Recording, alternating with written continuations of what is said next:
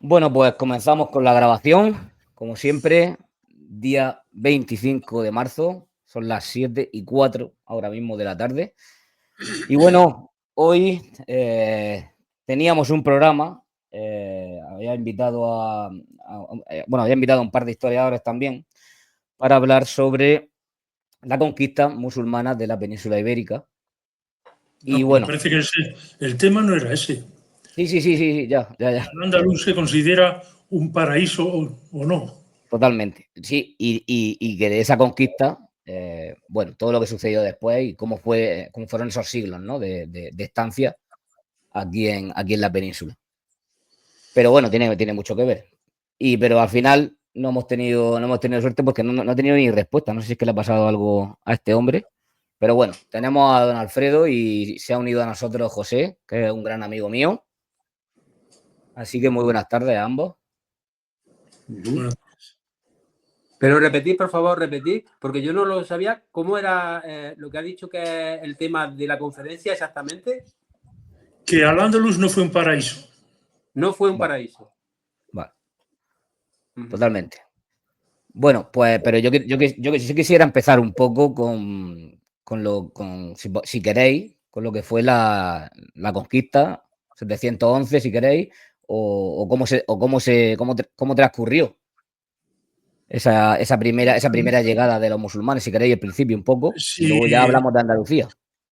vale, pero bueno, Al-Ándalus no es Andalucía. Bueno, al andaluz, perdón. Digo, en principio, para hablar de esto, bueno, podemos hablar de eso, pero luego cuando empecemos a hablar de paraíso, considerar qué es lo que se piensa que es un paraíso, ¿no? Se te corta un poco, Alfredo. ¿Se me corta? A ver, habla. Digo que primero, si hablamos de paraíso, habrá que Mm, especificar qué se considera un paraíso. Un paraíso, ¿no? Sí. Sí, Claro. Y a partir de ahí, esto es algo que se está discutiendo mucho también por redes, que se lo comenté a Alfredo, y es para mí, ¿no? Cómo se exalta unas bondades, ¿no? De lo que fue, digamos, el Islam en la península. Y más, bueno, si quería hablar más del Al-Ándalus, pues hablamos, ¿no? Pero sí que quería un poco al principio hablar de cómo fue esa toma de contacto o ese inicio de la cultura que llegó aquí a la península ibérica. de la cultura o La de la cultura. Mm, que no es lo mismo. mm, La población, en un principio, era muy diversa. Eran bereberes, eran yemeníes, eran de muchos caisíes, de prácticamente en estado tribal. Y la cultura musulmana realmente no se hace, digamos, sólida y importante, pues aproximadamente hasta el siglo XI, ¿no? Entonces, en un principio no se puede hablar de cultura, se puede hablar mm. de gente que entra en un país. Invasión, diría yo, ¿no? Pero, en fin, depende de quién lo considere. Claro, esa es la primera pregunta que yo quería hacer, y es si se puede hablar de una invasión hacia otra cosa diferente. Uy, se me ha Hombre, cortado. bueno, yo estoy hablando, pero José, tú intervienes cuando. Sí, Sí, Alfredo, sí, Alfredo. os escucho, ¿eh? Perfecto, perfecto. Yo Alfredo, intervengo en el momento que venga efectivamente. a cuento. Perfecto, perfecto, Alfredo. La cuestión está en que si se considera que la entrada fue a bofeta limpia, pues podemos suponer que es una invasión, ¿no? Porque Mm, con el palete no fueron a tomarse un vino allí a la orilla de un río. La cuestión fundamental de este asunto era la descomposición de la España visigoda ujú. y, bueno, pues el avance islámico por el norte de África y el asomarse al otro lado de. Hay una cuestión en historia que se llama siempre, que siempre tiene valor, que es la teoría de las dos orillas. Siempre que una civilización, un pueblo, llega a la orilla de algo donde ya no tiene camino por delante, pero sabe que enfrente hay otra tierra, siempre tiende a ver qué hay al otro lado y a ser posible a quedársela, ¿no? Eso pasará ahora con los musulmanes, había pasado antes con los vándalos, que bueno, los echaron los visigodos de la Iberia, de España, y se fueron al otro lado. Luego llegaron hasta Sicilia, pero bueno, pasaron a la otra orilla, ¿no? Y aquí, pues, exactamente igual. Llegan al norte de África, se les enfrentan los bereberes. Por cierto, una señora de la que luego hablaremos, que se llamaba, o le decían, la Caína, que es el único nombre de mujer. Bueno, no es musulmán, porque no era musulmana, era animista, era bereber, y precisamente se enfrenta con los musulmanes que llegan al norte de África. Con 70 años, todavía combate en la última de la batalla, ya por el año 700, y son los musulmanes, consiguen vencerla en esa batalla, pero luego a los bereberes los incorporan porque convencen, o bien por convencimiento o por pago, a los hijos de la Caína. Pero me refiero que cuando llegan al norte de África, a esta parte del estrecho, el norte de África también es Túnez y Libia, etc., encuentran con que enfrente pues tienen algo que algunos, no se sabe si don Julián era bereber o era, como dice la tradición, visigodo, pero en fin, no vamos a discutir eso ahora. La cuestión está que alguien le dice que al otro lado hay cosas muy ricas, ¿no? Y decir, pues vamos a echarle un vistazo, ¿no? Y el vistazo se convierte en una batalla y la batalla se convierte en una ocupación de territorio. Y esa es la cuestión fundamental. El avance rápido, desde mi punto de vista, es porque, por dos motivos. Primero, porque fue en 10 o 15 años, ¿no? El avance, prácticamente. Sí, bueno, pero se produce por tres motivos, podríamos decir. Primero, por la derrota del ejército visigodo, claro, porque quedaron reductos visigodos, pero los fueron venciendo poco a poco. Segundo, porque tenían el apoyo de los judíos, que lo habían pasado muy mal con los últimos visigodos. Y tercero, porque tenían el sistema de llegar a una población y decir, si os rendís, no pasa nada. Si no os rendís, arrasamos la población, como muchas veces ocurrió, ¿no? Entonces, esa población que se rendía, ya no había que preocuparse de ella, estaba, digamos, dentro del dominio musulmán. Por tanto, entre que tampoco tenían los hispanos romanos, habían aguantado a los visigodos, porque los visigodos fueron unos 100.000 y pico.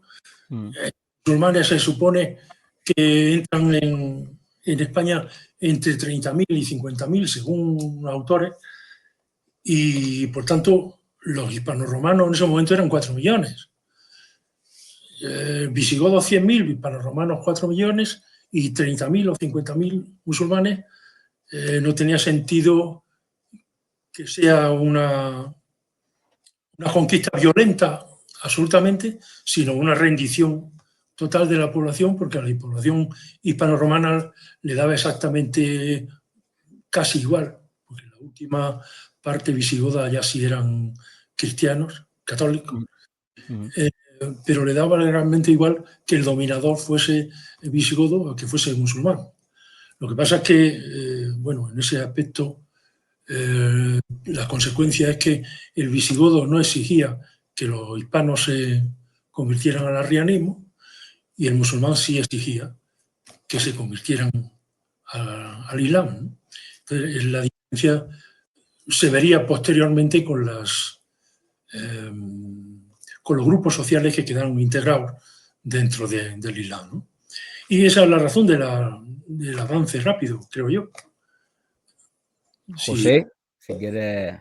Sí, no, mira, precisamente ahora y siguiendo lo que estaba ocurriendo en Israel, en Palestina, o como se quiera llamar, me da igual el nombre, Sí, estaba viendo cómo el ejército, la FDI, las fuerzas de defensa israelíes, los lugares de Gaza que, digamos, aplastaban, porque, bueno, allí está aquello hecho escombros, conforme se iban a avanzar a otra parte, los lugares que habían sido ocupados volvían a ser otra vez recuperados por los de Hamás.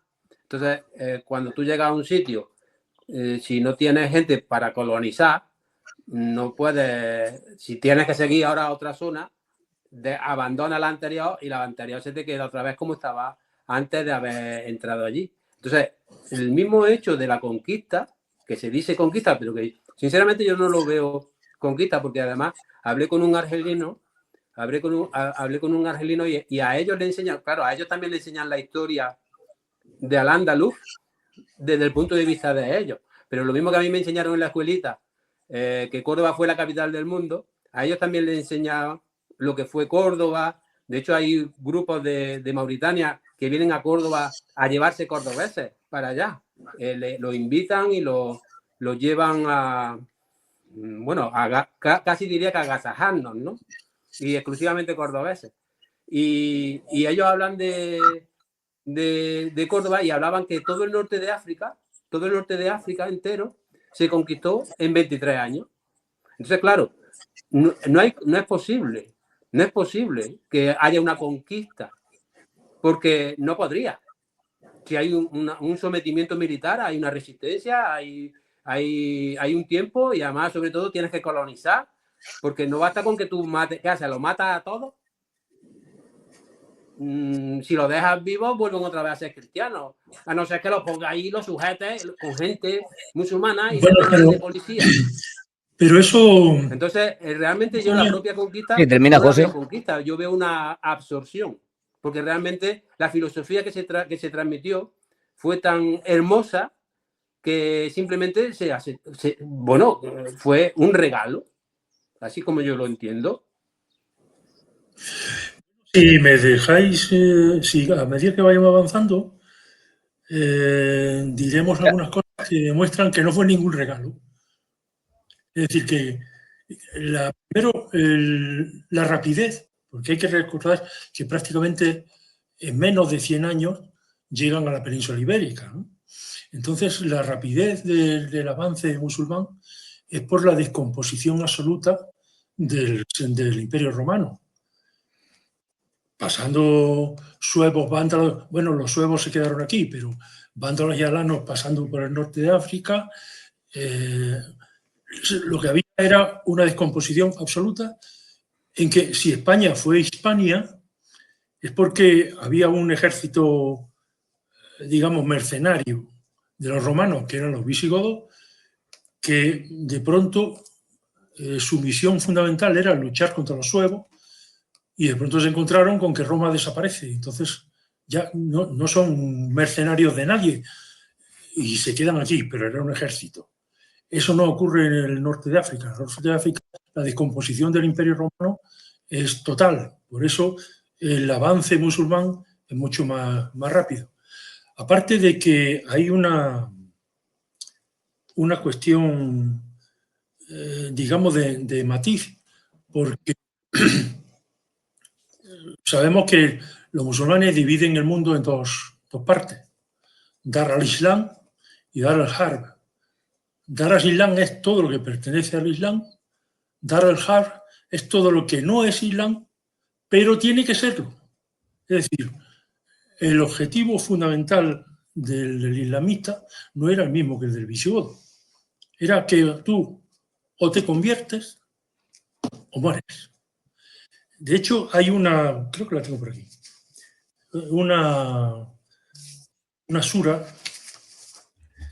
Sabemos que el Corán, no solo el Corán la fuente del islamismo, está el Corán, está el Hadith, que es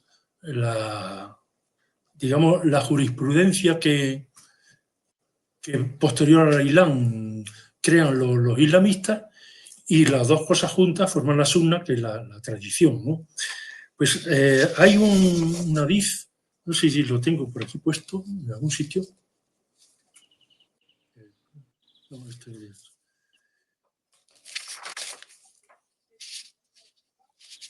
En el que dice, un momento, que es lícito cortarle el cuello a quien no sea musulmán.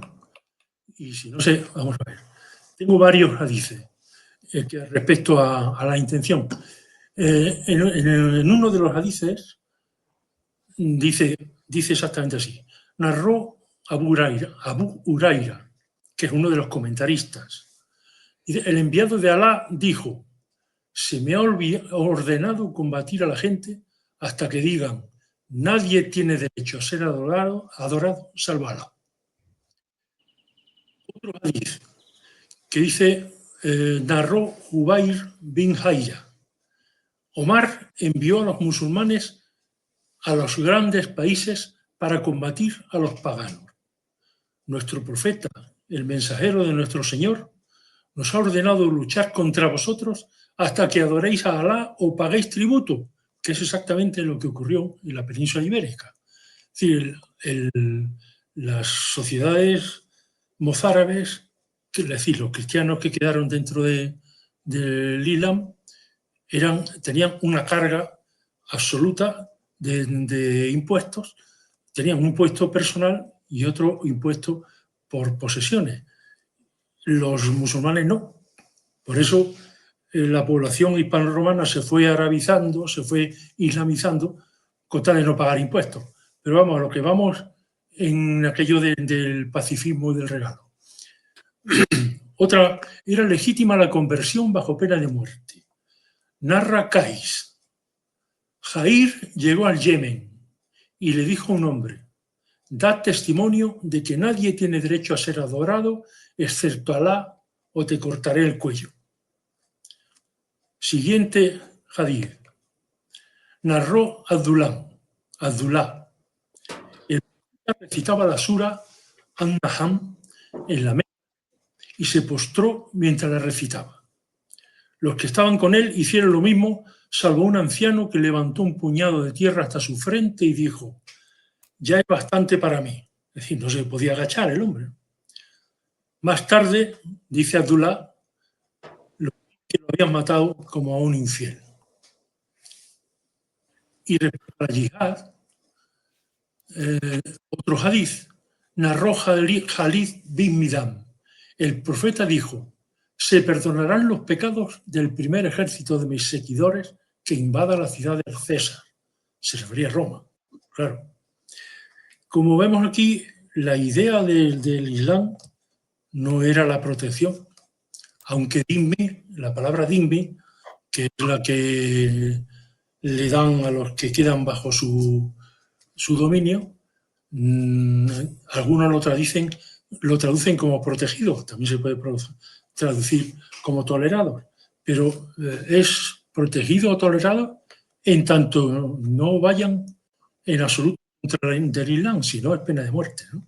Entonces, con todas estas cosas se puede hablar de lo que se quiera, rapidez, valentía, de lo que sea, pero de que aquello fue un regalo, no lo creo. Sí, pero mira, por ejemplo, en la mezquita de Córdoba, en la parte más importante de la mezquita, El mihrab, en las letras que está escritas en letras de oro, ahí pone creyente, sea cual sea tu religión, deja florecer esa semilla de fe y esperanza. Esa frase que ha quedado grabada para la historia, no, para el futuro y para dejar claro, desde mi punto de vista, lo que fue el Islam que tuvimos en Al-Ándalus, demuestra que efectivamente, como decía me acuerdo que decía un musulmán, que los hadices, que son los dichos del profeta, se supone que alguien que estaba al lado de él, normalmente son los mismos que suelen estar al lado del profeta.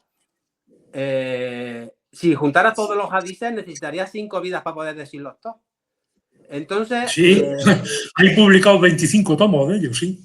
Efectivamente. Entonces, como no sé si conocéis la fundación de la duquesa de Medina Sidonia, que está allí en San Lucas de Barrameda, porque ella es descendiente de Guzmán el Bueno.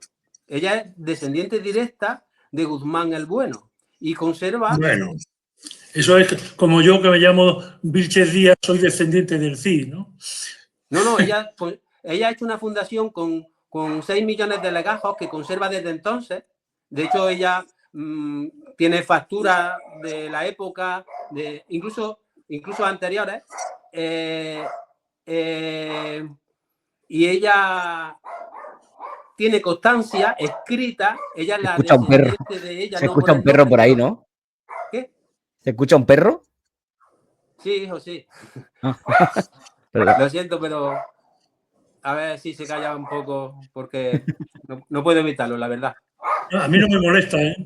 Lo siento, sigue, pero perdona. no puedo evitarlo. Estoy en casa de mi hija y estaba Nada, no te arreglando preocupes. aquí unas cosas No te pero ahora preocupes, se sigue. calla. No creo que continúe, no creo que continúe. Es momentáneo. Perdona. Sí, y entonces esta señora conserva 6 millones de legajos, con ella ha hecho una fundación y ella tiene constancia de herencia escrita y herencia física. Ella tiene un lema de su familia en el que Guzmán el Bueno, que todos sabemos porque nos lo han enseñado en la escuelita con el cuadro aquel en la toma esta de Tarifa, y resulta que Guzmán el Bueno era musulmán convertido al cristianismo, nacido allende los mares, o sea, nacido en América, en el 1100, que no me acuerdo qué año, 1100 no me acuerdo. Entonces, lo que quiero decir con esto es que la historia, como ella misma dice la historia fue expurgada varias veces. La historia dice, este archivo lo expurgó Fernando el Católico, dice ella. Y también tiene un libro que se llama África versus América, donde ella demuestra que las descripciones que hay al respecto de lo que se habla de África, en realidad es de América, porque en África no hay ríos tan caudalosos como los que se describen, los 3 meses que se tarda en llegar. Hay un montón de detalles que simplemente lo que se ve es que en esa limpieza se coge donde ponía América, se pone África. Entonces se ve que ni el descubrimiento es de verdad. Entonces, cuando nosotros leemos la historia, para mí la primera dificultad es las fuentes, porque hay un motivo para borrar todo eso. Hay un motivo porque como es lo mismo que en el sistema judicial, hasta que no encuentra el móvil, no hay delito. Pues efectivamente hace falta encontrar por qué iban a coger la historia y le van a dar la vuelta hasta esos niveles. Y se encuentran también los motivos, se encuentran también, sobre todo cuando empiezas a conocer, cuando ya sabiendo que lo que se pueda leer, por ejemplo, de la conquista supuesta, no hay nada escrito hasta 150 años después. Hablan allí... ¿De qué conquista? ¿A qué conquista te refieres? Conquista? Lo estás liando mucho, ¿eh? ¿De qué conquista? ¿Qué estoy liando?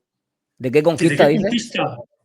La conquista, la árabe, la que decís vosotros que es conquista árabe, vale. que para mí no es conquista, perdón, a lo mejor no me he expresado bien. Sí. La conquista árabe, que para mí no es conquista, pero que esa conquista... ya no sé qué estaba diciendo, me he perdido, disculpa. Sí, que no hay pruebas hasta 150 años después, ¿no? No hay nada escrito, o sea, no hay una canción, una carta, una crónica o lo que sea, ¿no? Exactamente, todo lo que hay escrito hablando de la conquista está escrito 150 años después. Es como si de Franco no hubiera ni un periódico, ni hubiera una canción, ni haya una noticia, ni haya un documento. Vale. Hasta 150, dentro de hasta el 2150, ¿no? Sí. O bueno, cuando toque. No, eso no es así, porque en el campo cristiano hay un montón de crónicas.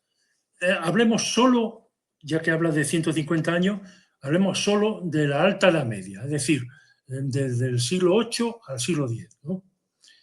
Hay un montón de crónicas cristianas que dicen en romance castellano, claro, o en latín, qué ocurre y con quién se enfrentan. Luego, si yo me enfrento con alguien, quiere decir que ese alguien se está enfrentando conmigo. Por tanto, ya tiene. Pero es que hay además bastantes historiadores musulmanes que comentan esas cosas y comentan incluso qué fue y cómo fue. Por ejemplo, tengo por aquí uno que comenta sobre Abderramán I. Al-Hakem primero. Hay un cronista del 994, aproximadamente, es decir, siglo final del siglo X, Ibn Hafs, que dice que Al-Hakem I fue el más sanguinario de todos los que estuvieron en el Emirato Independiente, perdón. Es decir, cuando ya Abderramán I ha venido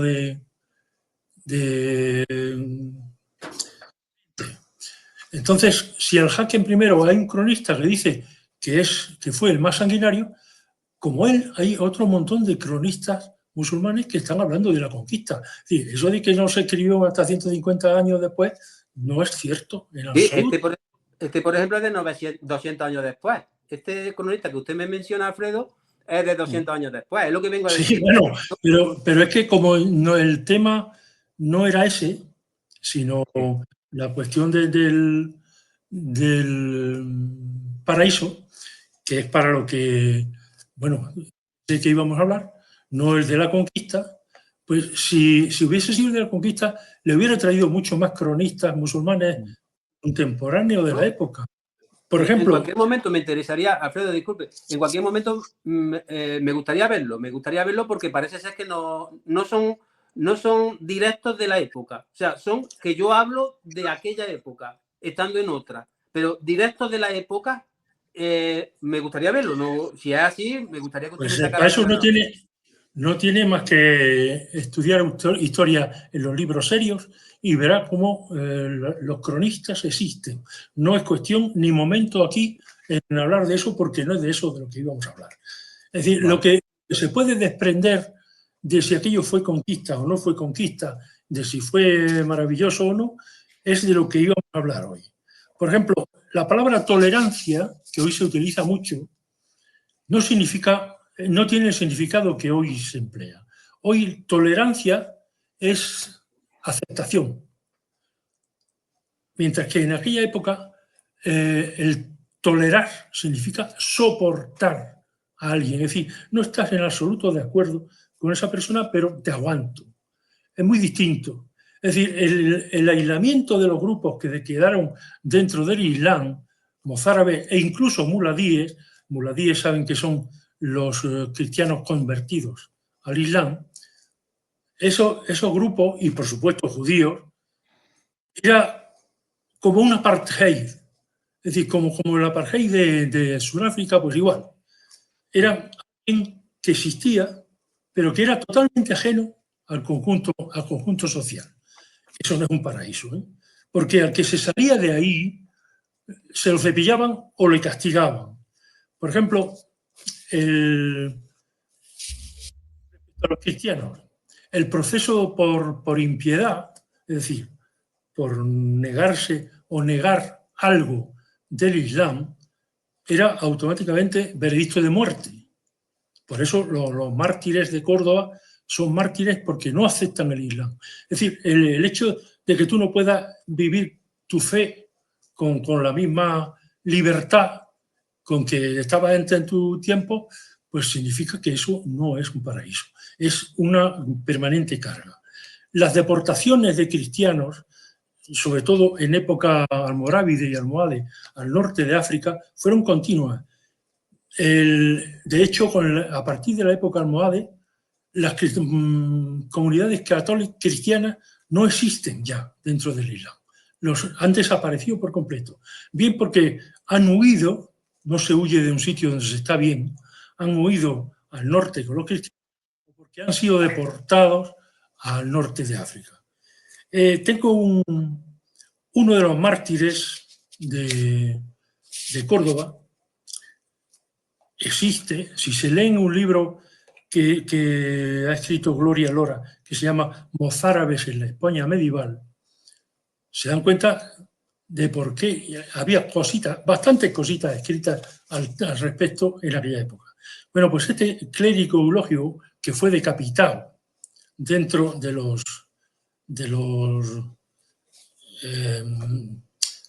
lo diré, mozárabes cristianos que estaban dentro del Al-Ándalus, fue decapitado en Muhammad I, es decir, estamos hablando del año 700 56 a 20 años después, tiene este texto que, por supuesto, se ha conservado. Eso es del año 750 y algo, ¿no? Sí. Con Muhammad I. Dice, es preferible, está hablando de los cristianos, es decir, de los mozárabes, es preferible para nosotros el atajo de la muerte al penoso peligro de una vida harto menesterosa. Nadie entre nosotros anda seguro entre ellos. Nadie marcha tranquilo. Nadie pasa por un recinto de ellos sino deshonrado. Tan pronto como advierten en nosotros los distintivos de nuestro sagrado orden, era un clérigo, nos atacan con voces y burlas como locos y como necios. Tampoco dejan de hostigarnos con piedras por la espalda. Repetida y constantemente nos calumnian y por causa de nuestra religión padecemos por doquier su crueldad. Fue decapitado poco después. Eso en cuanto a los cristianos. En cuanto a los judíos tenían prohibido terminantemente andar delante de un musulmán, por ejemplo. Si un musulmán le debía dinero a un judío, estamos hablando de la primera época, si un musulmán le debía dinero a un judío, tenía que reclamarle la deuda con respeto. Ojo, sin levantarle la voz. No se le podía levantar la voz a un musulmán. Si el musulmán le insultaba, lo que tenía que hacer era agachar la cabeza y guardar silencio. Esto lo puede leer en un librito que se llama, de Bernard Lewis, que se llama Los judíos en el Islam. Maimónides, filósofo, rabino y médico judío, exiliado por los almohades, como digo, decía, respecto al judío, claro, Dios nos ha colocado en medio de estas gentes, la nación de Ismael, que nos persigue con severidad y que idea formas de hacernos daño y degradarnos. Un paraíso, ¿verdad? Ninguna nación le ha hecho nunca tanto daño a Israel, ninguna igual a esta en la forma de rebajarlos y humillarnos, y ninguna otra ha podido debilitarnos como ella lo ha hecho. Y respecto a eso, a los judíos, hay un hadith de alguien que ya hemos citado antes, Abu Huraira, que dice, el enviado de Alá dijo, no quedará establecida la hora hasta que combatáis a los judíos. Y la piedra detrás de la que se oculta un judío diga, oh musulmán, hay un judío que se esconde detrás de mí, así que mátalo. Estamos viendo el pacifismo de la sociedad, ¿no? Hay un libro, Ibn Azdum escribió en el siglo XI, en la Sevilla almorávide, un librito que se llama El libro del zoco, que establece toda una serie de prohibiciones para cristianos y judíos. Y les leo algunas. Hay que evitar al máximo la relación con cristianos y judíos, sobre todo en espacios públicos. Era ilegal la compra o reventa de alimentos que hubieran pasado por manos cristianas. Un musulmán no podía tocar el cuerpo de un cristiano ni para curarlo. Un musulmán no podía ser siervo de un cristiano. Un cristiano no podía llevar atuendo de persona honorable y tenía que llevar un distintivo y peinarse distinto a los musulmanes. Un cristiano no podía montar a caballo ni llevar armas. Las casas cristianas no podían ser más altas que las musulmanas. No podían tañer campanas ni levantar nuevos templos. Un musulmán no podía dar saludo musulmán, la paz sea sobre ti, a un cristiano, porque se le consideraba satánico. ¿De qué estamos hablando? Es decir, esto es la permisividad de las sociedades que quedan dentro. Pero es que hay aún más, porque estos son mozárabes y judíos, es decir, cristianos dentro del régimen islámico y judíos. Pero los muladíes eran cristianos ya convertidos. Y sin embargo, el gran problema del Emirato Independiente hasta el califato que acaba con ellos, pero bueno, son las sublevaciones de los muladíes, precisamente. Es decir, aquellos que se habían convertido al Islam y, sin embargo, los musulmanes los consideraban poco menos que como esclavos. Por eso es por lo que se da, por ejemplo, la jornada del Foso de Toledo aproximadamente en el año 797, en el que sacrifican se llama la jornada del pozo porque lo iban tirando a un pozo. Son los muladíes, es decir, ya estaban convertidos al Islam, pero los trataban tan mal que se sublevaban continuamente. Tenemos una sublevación, por ejemplo, una sublevación con Al-Hakem I, 2 sublevaciones. Otra sublevación con Abderramán II. Los bereberes y los muladíes de Mérida se sublevan en el 826 con Abderramán II. Nuevas sublevaciones de muladíes en el 837, otra en el 841 y otra en el 843. Estamos hablando de muladíes ya conversos. Esto sí que entraría dentro de los 150 primeros años. Claro, no, pero es que podemos seguir, estoy haciendo un resumen, ¿no? Es decir, ¿cómo se puede decir que es un paraíso? Por supuesto, para los nobles, los ricos, etcétera, sí, pero para el pueblo en general no lo era. Por ejemplo, Ixen I, el hijo de Abderramán I, llega a ser emir porque expulsa a sus hermanos Suleimán y Abdalá, que luego se sublevarán contra él. Como vemos, es continuamente el hijo de Abdalá I, el hijo de Al-Mundir, con el que se produce la sublevación de Omar Ben Hafsun y de Ibn Marwan en Badajoz, seguimos con las sublevaciones, asesinó a su hermano y luego su hijo, Muhammad, fue asesinado por otro hermano suyo. Es decir, es una continua violencia continua dentro del Islam de entonces. Se puede intervenir cuando quiera, ¿eh? Sí, claro. Quiero intervenir ahora. Por ejemplo, la Córdoba de Abderramán III tuvo, leo literalmente, 1 millón de habitantes, rivalizaba con Bagdad y con Constantinopla en importancia dentro de Europa, tuvo 1.600 mezquitas, 300.000 viviendas, muchos baños públicos, 70 bibliotecas, una universidad, una escuela de medicina, una escuela de traductores. Es decir, todo esto da una idea de una cultura ya avanzada, ¿no? Sin embargo, Al-Qubasi, que es un historiador musulmán del siglo XVII, dice a los cordobeses los educaron como esclavos. La Córdoba sobre la que dominaban los omeyas no era, por tanto, una populosa urbe poblada de industriosos, artesanos y comerciantes. Era una sociedad sometida a un férreo dominio, en la que el ejercicio de la violencia era una actividad cotidiana. Como digo, me estoy ateniendo a lo que decíamos de que si era un paraíso o no. De la cuestión de la conquista o de la cuestión de otras referencias a América y cosas por el estilo, no quiero decir absolutamente nada porque no es el tema. Seguimos con otro historiador musulmán del siglo XVII, Al-Makari.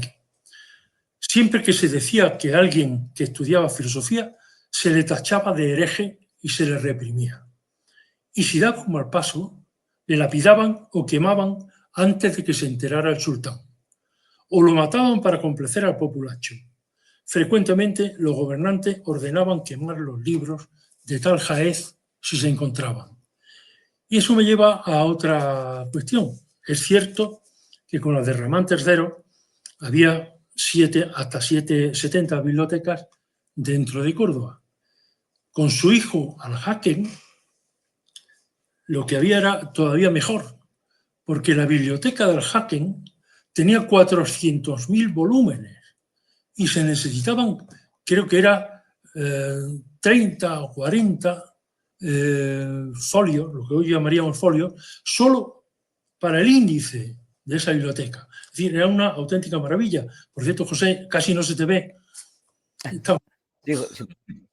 Bueno, pero se te ve, vale, sí. Bueno, seguimos. Pues esta biblioteca, el hecho de que... Tienes quitado, José, el audio. Entonces, ¿Me oí ahora? Sí. Ah, vale. Que tengo una digo luz. que esta Voy a coger biblioteca porque me estoy de quedando... Al-Hakem... ¿Cómo? Que voy a José. coger la luz porque Solo me estoy quedando termino. a oscuras con la luz natural. Vale. Solo termino ahora mismo, un momento. Esta biblioteca... Va a poner luz. No diga, termine, Alfredo. Y ahora No, que esta biblioteca de Al-Hakem II fue destruida, pero fue destruida por un musulmán, por un tal Abu Amir, más conocido como Almanzor. Es decir, Almanzor, además de cargarse toda la cultura musulmana del momento, es que se cargó el califato, porque Al-Hakem II era el califa, digamos, auténtico, descendiente, hijo de Abderramán III. Sin embargo, Abu Amir, que por cierto venía de Málaga, de una zona de Málaga, empezó a subir en política apoyándose en lo que fuese, con tal del poder. Esto no suena actualmente, ¿verdad? Sí. Pues empezó a subir como fuese. Entonces se aliaba con uno o con otro según le interesaba. Y los ulemas de Córdoba no estaban de acuerdo con esa biblioteca de Al-Hakem porque tenía textos cristianos, latinos, sí, era una biblioteca universal. Y no estaban contentos con eso. Entonces, Almanzor, para lograr más popularidad y conseguir subir y el apoyo de los ulemas, lo que hizo fue quemar la biblioteca, salvo con los libros coránicos. Es decir, no creo que hubiese 400.000 volúmenes coránicos. Es decir, se cargaron la biblioteca de Al-Hakem II, Almanzor. Pero es que más que eso, porque Almanzor desde el principio tuvo relación, digamos, amistosa con la sultana, es decir, con su o Sobella o su nombre cristiano, Aurora. Y mediante esa relación, al hijo de Al-Hakem, Ibsen II, desde los 11 años lo estuvo, digamos, creando a su imagen y conveniencia, la de Almanzor, no la de su padre Al-Hakem. Para combatir, para crecer y mantenerse como jefe del ejército, lo que hizo fue llenar el ejército de bereberes, que vinieron precisamente del norte de África. Cuando el general Galí, que era el general de las tropas cordobesas, se enfrentó con Almanzor porque le parecía que hacía de menos Al-Hakem II, antes, para subir, Almanzor se había casado con la hija de Galib, es decir, Galib era su suegro, ¿no? Pues combatió a Galib y se lo cargó. Sí, y por eso Almanzor llegó al poder absoluto dentro de Córdoba. Eso era una constante, El que tenía poder, ya hemos hablado de cómo un hermano asesina a su hermano y luego su hijo, Muhammad, el hijo de Abdalá I, también es asesinado por otro hermano suyo e hijo del mismo. Era una constante. Por tanto... Vale. José, si quieres ponerte luz y intervienes tú ahora. Sí, dame el hueco. Ya parece que estás ahí en la cueva.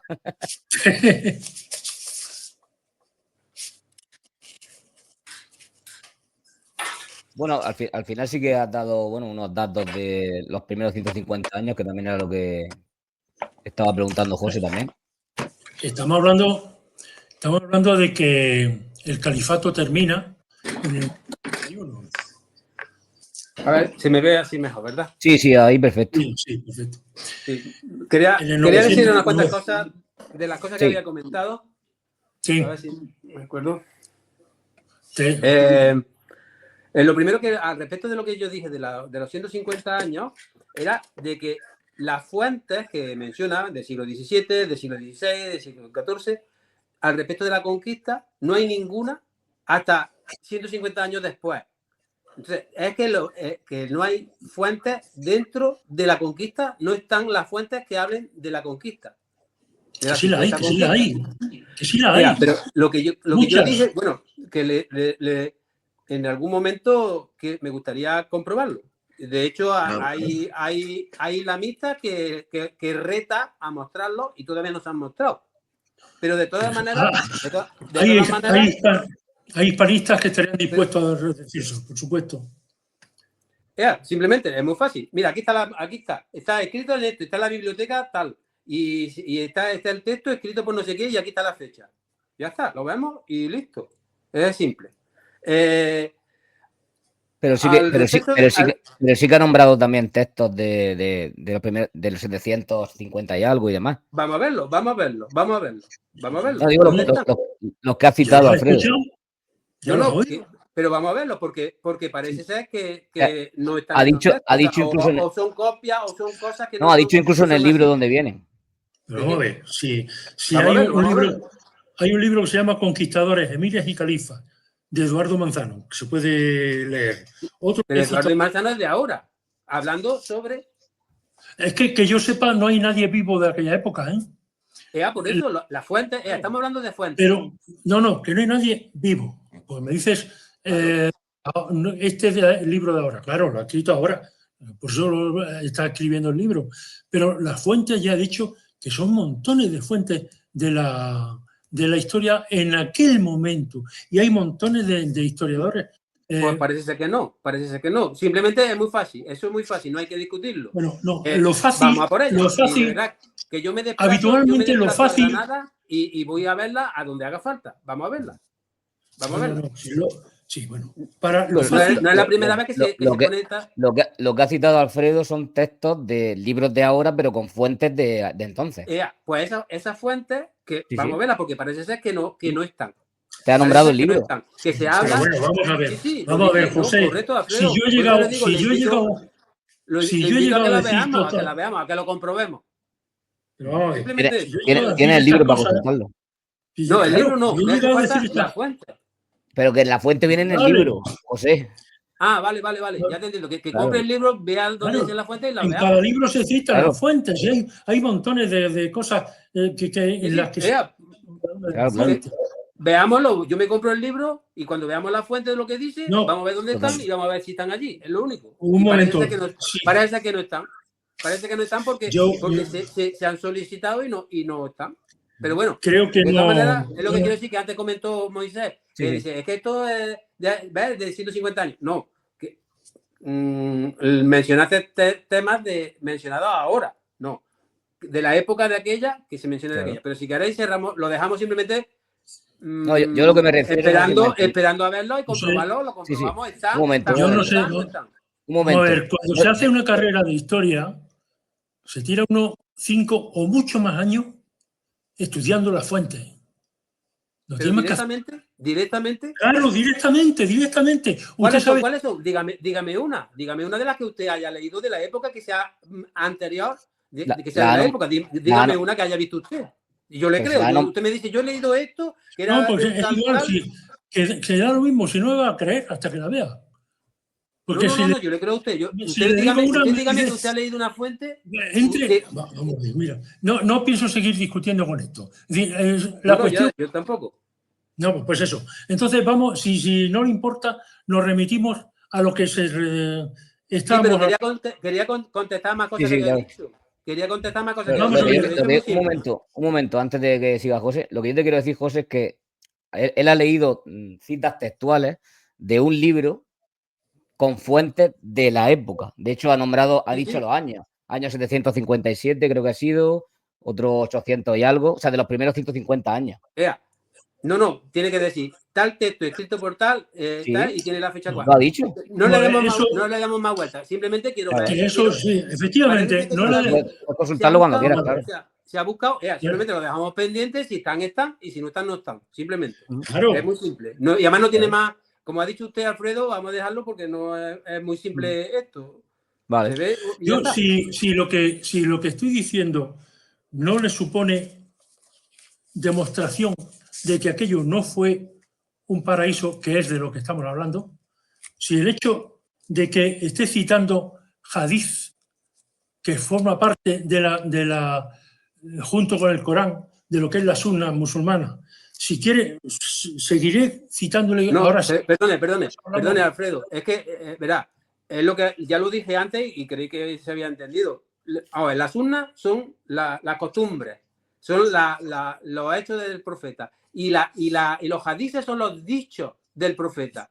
Entonces, está claro que los hadices, que los hadices, algo pasa con ellos cuando necesitaría 5 vidas para poder decirlo todo. O sea, habrá alguno que no sea suyo. Vamos a ver, los hadices no son los dichos, son los dichos del profeta, pero comentados por los que luego estuvieron. Exactamente. Exacto. Y hay gente comentando los hadices, incluso hoy en día. Por aquí tenía en algún sitio también esa fecha. Por ejemplo, respecto a la mujer, hay un tal Ghazali de 1989 que está incluido dentro de los hadices, es decir, dentro de la sunna, y que dice que el matrimonio es una especie de esclavitud de la mujer, que es esclava de su marido y tiene que obedecerle sin restricción por lo que todo le reclame de ella. Si quiere ver la fuente, acuda a los hadices. Yo se los estoy citando. No lo ha entendido usted, Pero de todas maneras... bueno, José, comenta lo que iba a comentar y... Sí, lo que iba a decir es que vamos a ver, los únicos que expulsan aquí y los únicos que tienen actitudes de no aguantar al otro fueron los cristianos, que expulsaron a todos, a judíos y a musulmanes. Los musulmanes, precisamente,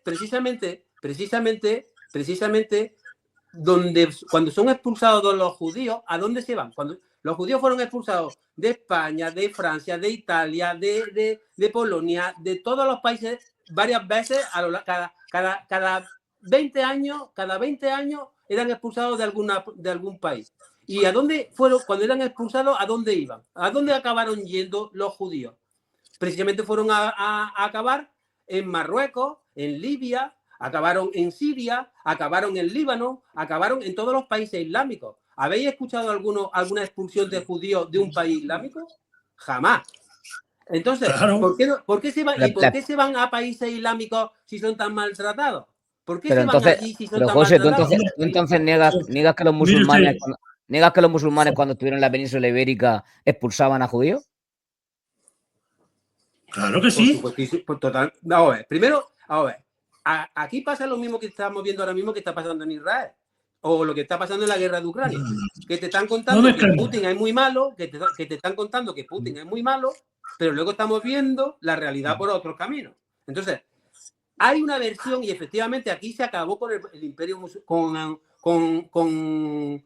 con los musulmanes se acabó de España, se acabaron expulsando. Y aquí hubo problemas entre mucha gente. Hay muchos grupos, hay una problemática muy compleja que realmente hay de todo un poco. Ahora, lo que sí es cierto que lo que estamos asociando con el Islam, esos hadices, eso no cuadra con lo que realmente permitió, por ejemplo, que Córdoba tuviera 500.000 habitantes cuando Londres tenía 20.000 y Francia y París tenía 10.000. O sea, ¿por qué Córdoba de pronto tiene 500.000 habitantes en la cifra más pequeña? Porque realmente, ¿qué es lo que atraía aquí? ¿Qué es lo que atrajo aquí? Precisamente era la cultura. Maimónides, que lo mencionó usted, de sus 70 libros, todos menos uno lo escribió en árabe. ¿Por qué lo escribe en árabe?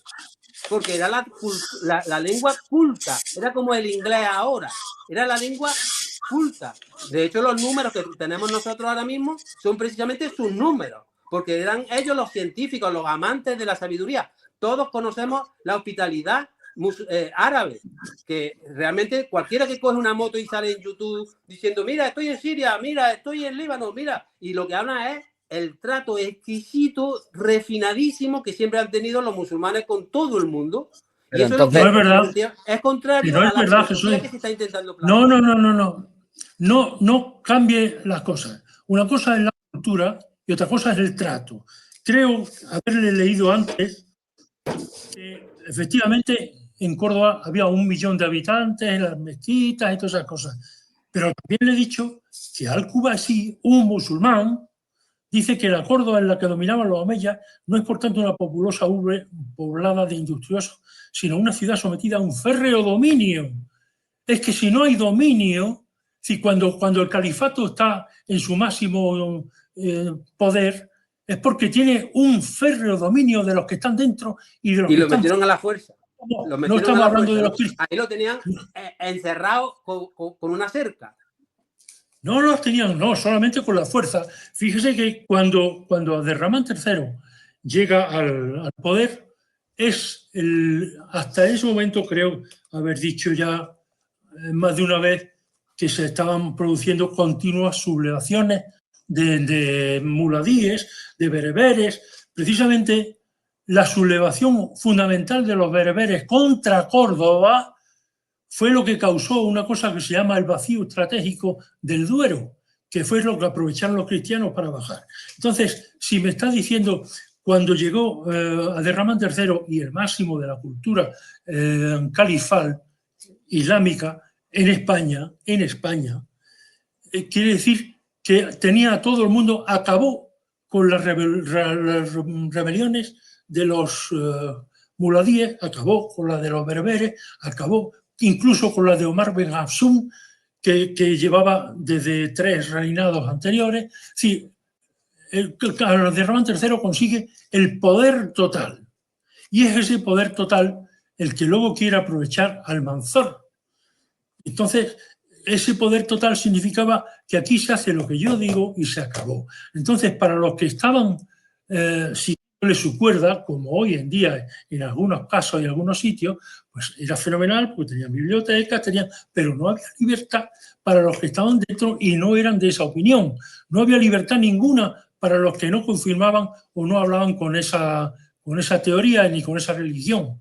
De hecho, incluso el árabe efectivamente era la lengua culta y solo lo hablaban los poderosos, porque el pueblo lo que hablaba era la aljamía, que era una mezcla de un romance castellano escrito en árabe. Es decir, esas palabras, de hecho, tengo un Corán que está escrito en aljamiado, en esa lengua que no era era una, digamos, una transposición de la estructura del romance castellano, pero escrita con caracteres árabes. Y además es que hay una cosa fundamental.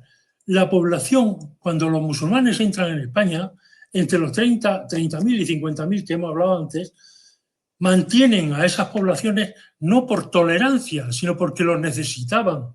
La mayor parte de ellos siguieron siendo cristianos mucho tiempo porque trabajaban en el campo, que era lo que necesitaban los musulmanes para comer.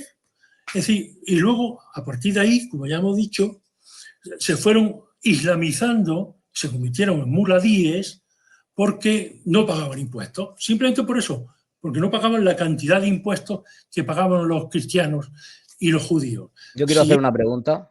Si eso es decir que la cultura existía, pero también existía lo otro, es decir, el abuso concretamente del poder sobre los que no eran iguales y sobre los que tenían otra idea de las cosas.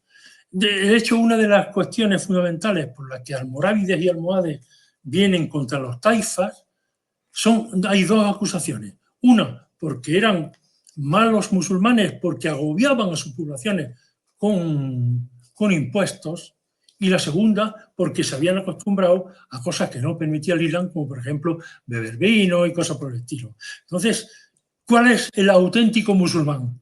El musulmán de Córdoba, que tenía todo el poder, el musulmán de las taifas, que no tenía poder porque pagaba las parias a los cristianos y además se estaba acostumbrando a la vida cristiana, el musulmán almorávide, que decía que había que volver a la pureza islámica, el musulmán almohade, que le dice lo mismo al almorávide.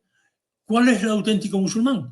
En el Corán hay cosas que según quien las vea y quien las lea, pueden significar una cosa u otra. Por eso estamos siempre... Hay 4 escuelas de juristas, una de ellas la Maliki, por ejemplo, de juristas islámicos, 4 escuelas de derecho islámico, pues cada uno son interpretaciones de lo que hay en el Islam. Yo quisiera hacer una pregunta. Entonces, José, ¿tú sostienes, por ejemplo, que no había ciudadanos de primera y de segunda? Por supuesto que no.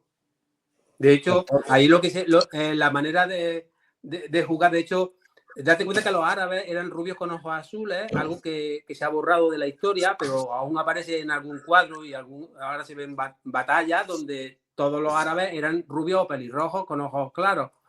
Y tenían el arte del buen gobernar y el buen juzgar. Y precisamente todavía se ponen pelucas rubias, en algunos países todavía mantienen esas pelucas rubias, haciéndose pasar por esos que tenían ese arte, porque no era una manera de juzgar judía en el sentido de tú no cumples esta regla, yo te castigo, sino que era entendiendo que si tú has cometido un error, ¿qué es lo que no has entendido para perjudicarte tanto? Entonces era una manera completamente diferente, donde por supuesto que todo eso que está diciendo este señor no es compatible con la realidad vista, porque hay que dudar mucho de las fuentes, porque efectivamente ahí tiene la fuente. se está borrando la historia, se están borrando. Aquí tiene la fuente. Hay datos de sobra para comprobar. Es el libro de la fuente. Yo quiero... no lo veo desde aquí, pero como quedará grabado lo podréis ver. Es que en el móvil no lo llego a ver. Pero, sí, no hay problema. Yo lo quiero tener para ver la fuente y a buscarla. Y a buscar las fuentes. No el libro, sino las fuentes. Y efectivamente... Las fuentes vienen en el libro. Aquí tiene las fuentes también. Exactamente. Perfecto. Muchas gracias, Alfredo. Le puedo seguir poniendo lo que usted quiera, pero es que si usted no quiere verlo, pues no lo va a ver.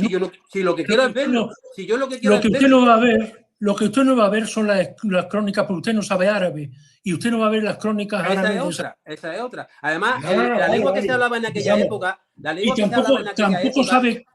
Y tampoco sabe castellano antiguo ni latín para poder leer las crónicas cristianas que hablaban de los musulmanes de la época. Entonces, si no sabe esas cosas, ¿cómo quiere ver las fuentes? No, yo, por ejemplo, yo escucho a los árabes.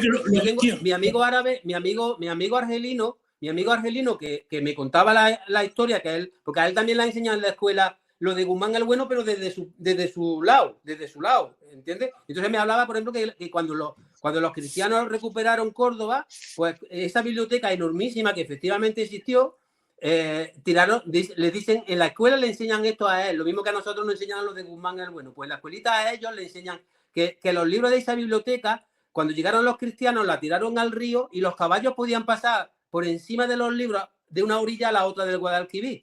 No le dijeron si pasaban al trote o al galope. Eso es una idiotez, con perdón, porque le estoy diciendo... Bueno, si usted lo puede considerar como usted quiera. Pero y usted también. Pero le acabo de decir que la biblioteca de Al-Hakim la quemó Almanzor. Y Almanzor destruyó Medina Zahara. Porque usted la ha leído. Ya, eso sí vale. Ah, vale, eso sí, como si lo conoce, sí le vale. Es que es lo que usted me ha hecho a mí. Haciéndote una pregunta. Para cuestión de su dominio, había construido otro palacio que se llamaba Medina Al-Zahira, que era el palacio de Almanzor. Y el otro Al-Zahara lo destruyó, porque ese era de Al-Hakim y de Abderramán III. Es decir, ¿de dónde iban a sacar libros para que pasaran los caballos por el Guadalquivir? Por lo menos me reconocerá la biblioteca. Por lo menos me reconocerá que un árabe fue capaz de poner esa gran biblioteca, luego no eran tan locos, sí. Y luego otro, según usted, la quemó. Pero por lo menos hubo uno que se preocupó por tenerlo. A ver, ¿quién se ha preocupado aquí de tener bibliotecas para el público que no sea musulmán? Pero bueno, es otra película. José, yo no he hablado de que los musulmanes fueran locos. Los musulmanes eran, como cualquier otro pueblo en la historia, era un pueblo que se expandió que conquistó y que ocupó, como cualquier otro pueblo en cualquier momento de la historia. No pudo, usted lo ha dicho, con 30.000 o 50.000 no puede conquistar. Mira, el oeste americano, si no van colonos allí, si usted no lleva allí colonos, el oeste americano podrá matar a los Sioux, podrá matar a los apaches y podrá matar a los cheyennes, pero en cuanto se vayan de allí a matar a otros, esos vuelven otra vez a ocuparse. Entonces, nada más que el hecho matemático de la conquista no es posible, no es posible, no es posible. Necesitarían traer 5 millones de personas para tener cada lugar lo tendrían que tener perfectamente agarrado para que tú, cuando digas algo contra el Islam, yo te mate. Porque si no, no lo consigues. Hombre, le estoy diciendo que la técnica fue o te rinde o te mato. Es decir, pero ¿con qué persona? ¿Con qué persona? Con los 50.000 y que nadie se le pusiera enfrente. Pero vamos a ver, ¿cuánta gente había? Entonces quiero decir, si es que no es posible. Pero José, yo creo que tú estás partiendo de la base de que los habitantes de la península ibérica estaban cohesionados todos. Cohesionados, no te entiendo. Los habitantes de la península ibérica estaban justo en una lucha común desde que llegaron esos 50.000. No, peor. No es como si ahora mismo nos invade Marruecos y los 46 millones de españoles luchamos contra ellos. No. Estamos hablando de que... Es peor si están dispersos. Porque si tú vas a un sitio, a un pueblo y lo sometes, si luego te vas a otro para someter a otro, a este lo dejas libre otra vez y estos vuelven a hacer lo mismo que hacían. A no ser que colonicen, no puedes conquistar. No puedes, es imposible. O traes un número suficiente, o sea, traes 25 millones de musulmanes, o no puedes. Con 30.000 no puedes someter.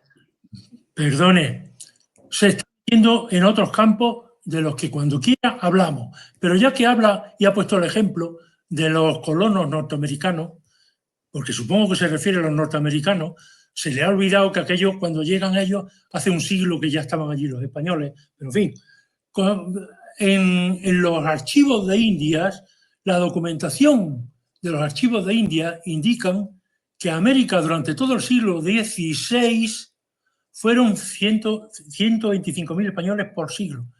Perdón, siglo XVI y XVII fueron 125.000 españoles por siglo, es decir, 250.000. Con su argumento, resulta que entonces América no sería española porque es imposible que 250.000...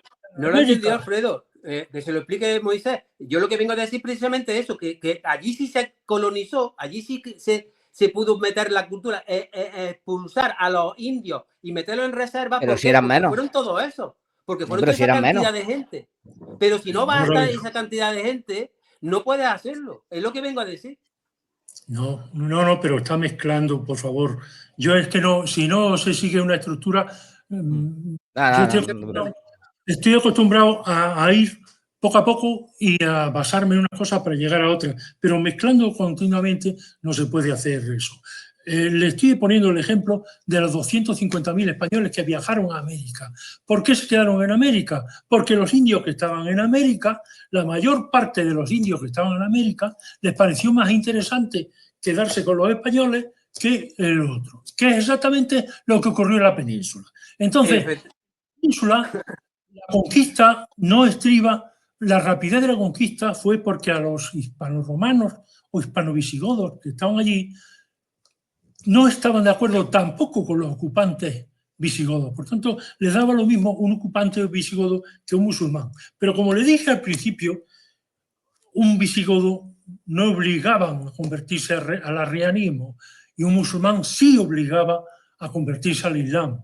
Entonces, la población hispana se mantiene hasta el siglo XVI incluido. Es decir, la base de la España musulmana no es musulmana, no es árabe, es hispana, convertida al Islam, si quiere, pero la mentalidad de un individuo que ha vivido toda su vida en época, en cultura hispano-romana, sigue siendo la misma, aunque se convierta al Islam. Y por eso estaba el problema de los muladíes, porque los muladíes que se rebelaban es porque no aceptaban cómo se portaban los musulmanes con ellos, que los tenían como prácticamente como esclavos y por eso se rebelaban.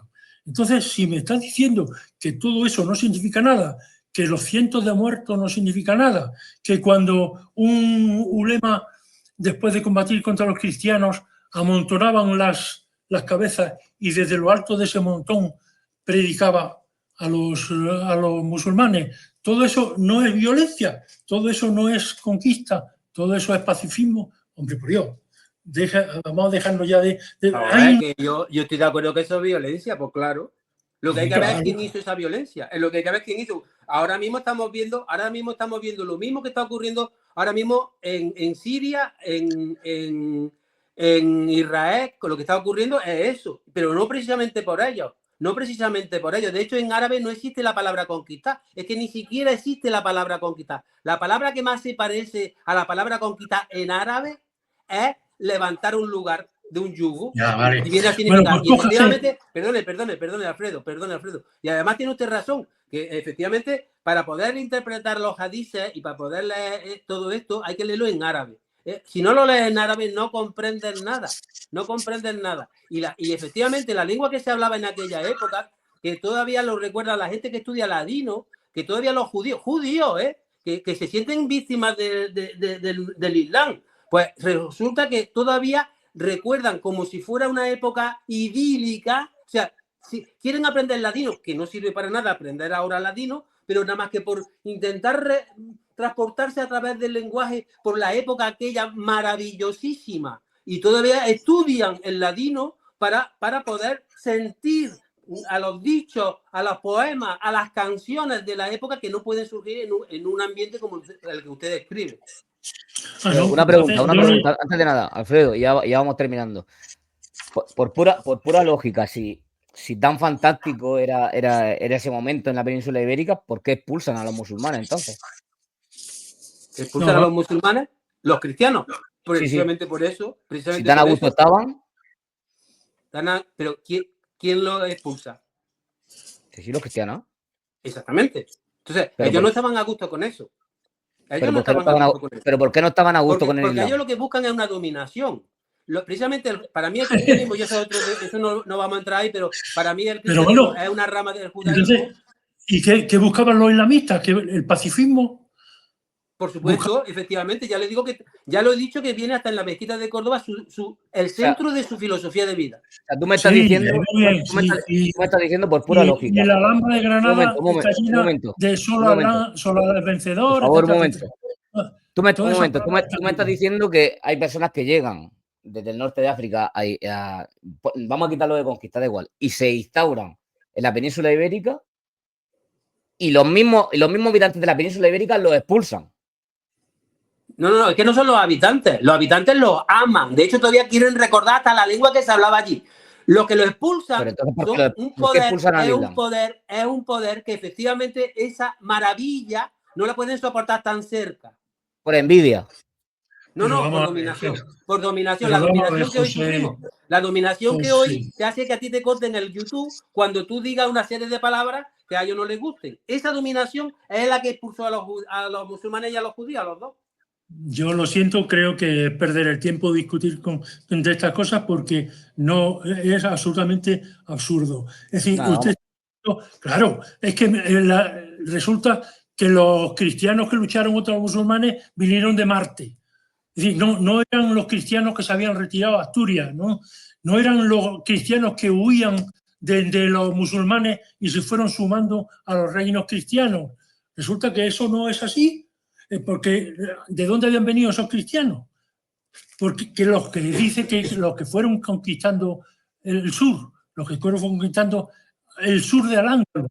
Contesta, José. Mira, en el museo hay un museo. Me gustaría que contestara esa pregunta. No, mejor no hable del museo. Déjeme Alfredo, no monopolice, por favor. Que yo también estoy. En el museo que hay. Coge la A4 y vas para Madrid. El Museo de las Navas de Tolosa. El Museo de las Navas de Tolosa. Entras allí y coges lo que te dicen aquí con los auriculares. Y lo que se dice, ya lo he hecho. Por favor, Alfredo. José, habla. Sí que ya lo he hecho. Pero que sí, pero usted lo que usted no sabe lo que voy a decir al respecto. Sí, que allí se habla de que la maravilla de Al-Ándalus lo quiere usted con los salvajes del norte. No sé qué hago yo aquí, estando usted por dos. No, José, termina tú y ya vamos acabando. Bueno, realmente no sé, usted pensará lo que quiera sobre el de estar o no estar. Ahora, si cualquier cosa que vaya en contra suya dice que no sé qué hago yo aquí, pero si usted también está hablando del museo... Que no me está permitiendo responder. Me está haciendo una pregunta, Moisés, directa, y usted no me está permitiendo responderla. Hombre, claro, usted me ha dicho no hay mayor que falta de vaya... respeto para Me ha dicho que vaya al museo. Me ha dicho que vaya al museo de la Nava No de le he Tolosa. dicho que vaya, estaba comentando algo que usted todavía no lo sabe, lo que iba a comentar, porque no puedo, al respecto de la pregunta que me había hecho Moisés, de por qué, que era parte de lo que había dicho usted, de por qué los cristianos lucharon contra los musulmanes. Y lo que te dicen en ese museo cuando escuchas los auriculares es que como el mundo musulmán tenía un mundo tan desarrolladísimo, económica y de todo, tenían los cristianos, como siempre hacen, y los judíos sobre todo, vienen a robarte toda esa abundancia. Eso te lo dicen por los auriculares en el Museo de la Nava de Tolosa, donde se hizo la guerra en 1212. pero eso que te dicen en el museo, ¿por qué es cierto? ¿Puedo hablar? No, igualmente te digo, yo desconfío de todas esas fuentes. Yo lo que me guío, ¿sabes lo que me guío yo? De los detalles esos, por ejemplo, una de las cosas es el sentimiento que hay en Córdoba, que no queda, porque si hubiera sido así, no hubiera sido posible. Que por qué aquí había un número de gente, por qué la gente vino aquí, porque eso de que lo sometieron, y tú no metes aquí 500.000 personas mínimo, que hablan de 1 millón, entre 500.000 y 1 millón de personas. Que había aquí a la fuerza, es que no las metes, y menos con 30.000 musulmanes, es que no puedes. La única manera de que aquí se formara esta población fue porque esto era el centro cultural del mundo.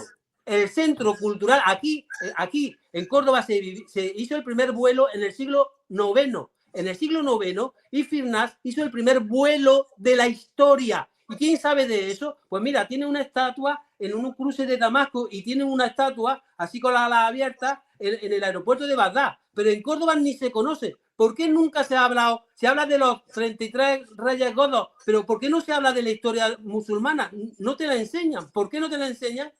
Porque la temen. Si no te la enseñarían, por lo menos, mira, vino este cabrón y vino el otro, y hizo esto que es. Ni te la mencionan. Lo mismo que cuando hablamos, bueno, no, aquí en este YouTube no se puede hablar de ciertas palabras, pero sí. Hay cosas que no se pueden ni decir. No es que te digan esto es verdad o esto es mentira, no, es que ni se nombra. Cuando no se nombra, ¿por qué? Si quieres contestar, Alfredo, y terminamos. Sí, pero es que no sé a qué se refiere. Porque, por ejemplo... que la historia no te enseñan en la escuela, lo mismo que te enseñan las rayas godas, no te enseñan la historia musulmana, que es nuestra historia. Para mal, para bien, fueron muy malos. ¿Pero por qué no te la enseñan? Yo en el colegio recuerdo que estudiar la época de Al-Ándalus y la universidad... No, te enseñan la reconquista. No te enseñan la historia musulmana, te enseñan la reconquista. Cuando es la historia más prolija, es la historia más prolija de nuestra historia entera. No. Yo de hecho, puedes revisar libros de estos de primaria y secundaria que sí que te hablan de los 7 siglos que estuvieron aquí. ¿Sí? ¿Cuáles son los reyes que hubieron aquí? Árabes. ¿Cómo que los 3 reyes?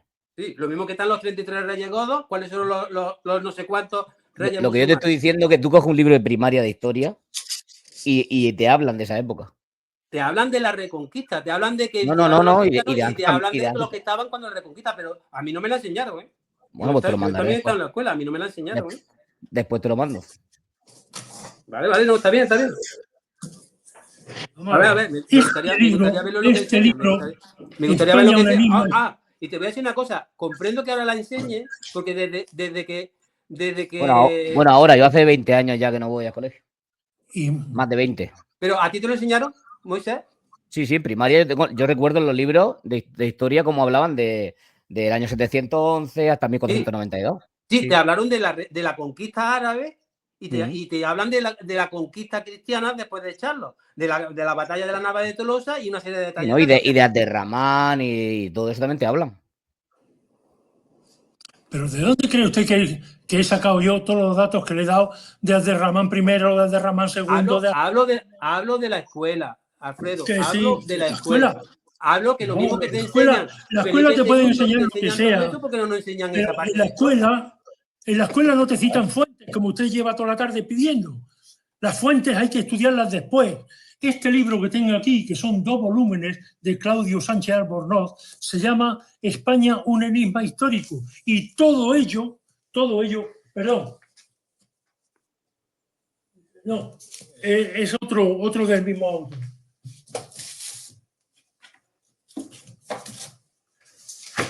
Este otro se llama La España musulmana, ¿lo lee?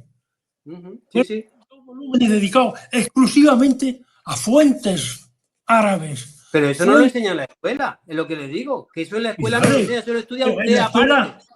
Lo estudia usted aparte, pero en la escuela no.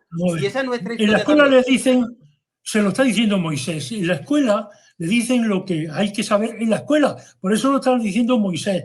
Luego se va uno a la universidad y estudia otras cosas, otras fuentes, entre otras. De hecho, en Google ahora mismo acabo de poner libros de primaria sobre Al-Ándalus y mira. Sí, esto es un libro de primaria, por ejemplo. Sí, es lo que vamos. Así vivieron en Al-Ándalus, la historia ignorada. Claro, ¿para contarte qué? Ahora sí te la pones. Fíjate que, mira, a partir de... ¿Te acuerdas pero, cuando...? Pero que yo fui hace 25 años al colegio y lo recuerdo. De hecho, puedo buscar libros de hace 25 años. Mira, Moisés. Aquí, mira, cuando yo era pequeño, por supuesto que te mostraban una historia del mundo árabe absolutamente maravillosa. Ya te digo, ponían a Córdoba en mis libros de texto, cuando yo estaba, no sé si era en cuarto o en quinto de GB, no me acuerdo, ponían a Córdoba como la capital del mundo. Eso no te lo enseñaron a ti, por supuesto. A ti te enseñaron otra historia que por eso no lo recuerdo, ahora sí le enseñan. ¿Qué? ¿Perdona? No lo recuerdo, la verdad. Pero lo que te quiero decir, fíjate que cuando pasamos de la Guerra Fría, que el enemigo era Rusia, ¿te acuerdas? Cuando Gorbachov en el 1996 se rompió el muro de Berlín y se cayó la Unión Soviética. Nosotros, bueno, tú eres joven, pero hemos pasado una etapa donde el enemigo todo era el comunismo, los rusos, y una etapa de miedo a través del comunismo de Rusia, ¿vale? Y para ti está pasando lo mismo, pero con Al-Ándalus, ¿no? Sí, porque date cuenta que a partir justo de caer Rusia, que, coño, después de tantos años de lucha, desde la Segunda Guerra Mundial hasta 1996, luchando contra la Guerra Fría, los rusos, tantas películas, resulta que no ni siquiera hace una celebración de que ha caído, hombre, ha caído Rusia, nada, directamente pasaron a ISIS, que ISIS ya sabemos por los correos electrónicos que ha sacado Julian Assange, y además está grabada. Sí, eso es. Los crearon los Estados Unidos. Totalmente. Un momento, por favor. No desbarremos, no vayamos a otras cosas. No estamos. Si usted estamos desbarrando por completo. No es otra cosa. Está haciendo una analogía con eso. Lo que usted me está diciendo antes. Estoy intentando explicar por qué efectivamente ahora sí te enseñan algunas cosas del Al-Ándalus, siempre dándole la vuelta y poniendo lo contrario de lo que verdaderamente fue. No digas esas cosas. Si este libro está escrito hace 50 años, por favor, no diga eso. Solo tiene que estudiar en la universidad. Y este libro está todo en base a fuentes árabes. Por ejemplo, de Iftat al-Andalus de Ben al-Qutiyya, fuente árabe. Sí, pero ¿de qué año? De la Marbúa. Hace 50 años. Todos son fuentes contemporáneas de la época musulmana. Vamos a verlo. Sí, vamos a verlo. Vaya usted a saberlo. Este señor ha escrito 2 libros de este gordo. Cójase que hay como este y léalos y se acabó. Y desde luego yo... No, señor, no. Eso no es creo así. Que... Bueno, vamos a terminar de todas maneras. Vamos a terminar porque eso te iba a decir, porque no tiene... Llevamos ya 1 hora y 20. No tiene sentido seguir porque esto es absolutamente absurdo. Absolutamente. Bueno, pues luego si quieren me dejan los libros y se los paso a José, los libros que ha comentado, si quieren dejármelos para que los lea. Y bueno, José me deja lo que sea también.